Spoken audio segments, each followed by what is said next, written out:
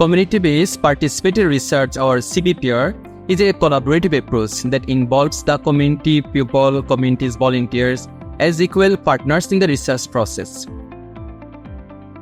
It focuses on engaging the community not just as a subject or a enumerator, but as an active participant in shaping the research, analyzing the data, writing the reports, and finally, to address the real-life solutions.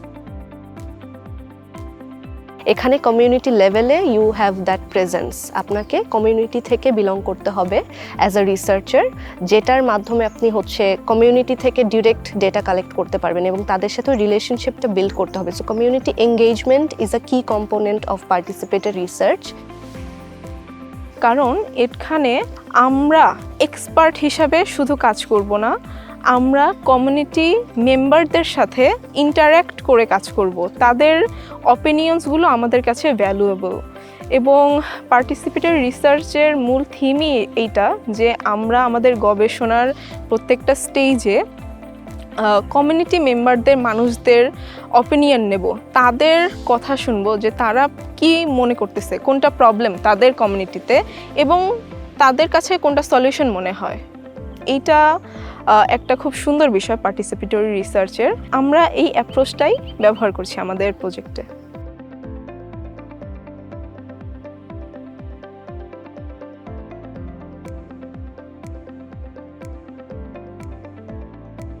In Cox's Bazar, home to world's largest refugee camp, the community faces immense challenges, including the displacement, resource scarcity, and constant battle against misinformation. Back in 2020, during the COVID-19 lockdowns, all in-person activities came to a standstill except basic services. The rumor spread and tensions grow within the Rohingya communities and between the Rohingya and the host communities, and also between refugee and the humanitarian workers.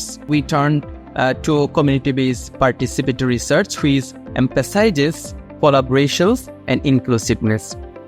We couldn't rely on outsiders to gather reliable information in this context, so we decided to involve trusted insiders, especially members of the refugee community and also host community itself. And for there, we formed what we call the trust network by exercising a trust audit in the refugee camp and also in the host community. With mobility restricted due to the pandemic, we had to find new ways to collect data. We introduced WhatsApp chat hour. Every day, community researchers are collecting information from the trust network, and they are sharing what they have heard from the community. These conversations are very much open, organic, and dialectical. This method rooted in reciprocal learning, I would say. It gave us crucial insights into issues such as access to justice, rule of law, family dynamics, security issues, and relationship between the community to community and community with the humanitarian workers. It wasn't just a research, it was about building the trust and learning from community itself.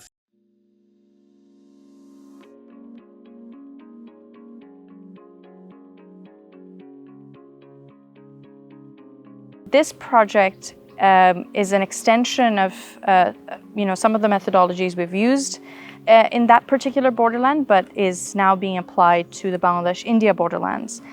And this particular project has a climate lens where we're looking at climate-affected borderlands and trying to understand how fragility takes shape, how does the community, build its resilience, and how does conflict interact with climate change. এই জলবায়ু পরিবর্তন বিশেষ করে বাংলাদেশে বেশি প্রভাব ফেলছে, কারণ বাংলাদেশের অবস্থানই এমন একটা জায়গায়। এখানে অনেক কিছু ইম্পর্টেন্ট জিনিস উঠে এসেছে, যেমন নদী ভাঙ্গনের বিষয়টা তারা সবথেকে জোর দিয়ে বলেছে যে তাদের জনজীবনে নদী ভাঙ্গনটা সবথেকে বেশি ইম্প্যাক্ট করতেছে। এছাড়াও আগে যেরকম গরম বা ঠান্ডা ছিল এখন সেরকম তার থেকে বেশি হচ্ছে, বা অসময়ে বৃষ্টিপাতটা যেটা তাদের জনজীবনের দুর্ভোগ সৃষ্টি করতেছে। যেমন অসময়ে বৃষ্টি হওয়ার কারণে তারা তাদের যে মাছ বা চাষাবাদ এসব নষ্ট হয়ে যাচ্ছে। আবার কিছু লোক অতিরিক্ত গরমের কারণে অসুস্থ হয়ে পড়তেছে। মানুষের যে দুঃখ দুর্দশার কথা, মানুষ যে এখানে সমস্যা আছে তাদের দৈনন্দিন জীবনে বলেন, পারিবারিক জীবনে, আর্থিক, সামাজিক সব কাজেই কিন্তু সমস্যায়। তো রিসার্চের মাধ্যমে আমরা যখন এই সমস্যাগুলো তুলে ধরতে পারছি, তো মানুষ সুন্দরভাবে আমাদের অ্যাপ্রিসিয়েট করছে। তো আমরা যে বিষয়টা লক্ষ্য করছি, এখানে মানুষের সমস্যার কথা যখন শুনতে গেছি আর কি, তাদের জীবনের বাস্তব ঘটনাগুলো যখন শুনতে গেছি, দেখছি দুইটা মুরব্বি ছিল আমাদের রিসার্চের মানে রেসপন্ডেন্ট হিসেবে। তো তারা তাদের সমস্যার কথা বলতে যে তারা আবেগ আপ্লুত হয়ে যায় এবং অঝরে কান্না করে দেয়, কারণ তারা বলে যে আসলে আমাদের এই সমস্যাগুলো আমরা এভাবে কখনো বলার সুযোগ পাইনি। তো আসলে আমরা এখন যখন পাচ্ছি আমার মনে হচ্ছে হালকা হয়ে যাচ্ছে।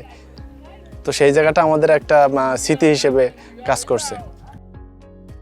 এই রিসার্চ করতে যে আমরা অনেক মার্জিনালাইজ পিপলের সাথে কথা বলেছি, তারপরে আমরা হিন্দু কমিউনিটির সাথে কথা বলেছি, মুসলিম কমিউনিটির সাথে কথা বলেছি। তবে এই রিসার্চ আমরা যখন করতে যাই, পার্টিসিপেটরি রিসার্চ, তখন মানুষের মনে যে দুঃখগুলো আছে না, আমাদেরকে সেগুলো অনেক মানে ভেঙে বলে। নর্মালি একটা গবেষণায় দেখা যায় কি যে হয়তো বা আমাদের 10 দিন 15 দিনের একটা আমরা গবেষণা করতে যাই, তাদের সাথে কথা বলি, কিন্তু আমাদের গবেষণাটা কিন্তু অনেক দিন ধরে চলছে। তো ওই মানুষদের সাথে আমাদের ডে টু ডে আপডেট থাকা, তাদেরকে কল দেয়া, তাদের সাথে কথা বলা, যাতে হচ্ছে যে তারা আমাদের সাথে কানেক্টেড ফিল করে। এই জিনিসটাও কিন্তু আমি যদি বলি যে এই গবেষণার একটা ভালো দিক, যে মানুষের সাথে কানেক্টেড হওয়া এবং মানুষের সাথে একটা বন্ড ক্রিয়েট করে তারপরে আগানো, যাতে সেই মানুষটা আপনাকে মন খুলে সব কিছু বলতে পারে। আমার তাদের জন্য পরামর্শ থাকবে যে লোকাল পিপলদের সাথে মিশে যাওয়ার চেষ্টা করা। আমরা হয়তো তাদের জন্য অনেক বড় কিছু করে দিতে পারবো না, কিন্তু সহানুভূতিটুকু যদি আমরা তাদেরকে দেখাইতে পারি, সেটা হচ্ছে তাদেরকে অনেকটা মানে ভালো ফিল করায় যে না, তারা অ্যাটলিস্ট আমাদের কথা শুনতেছে, তারা আমাদেরকে বুঝতেছে। Suggestions would be to put the community at the center of not just the questions you're asking, but the answers you're receiving and the direction of where you want to take these answers. What do you really want to do with your data? And how does impact in the community relate to what you're doing currently?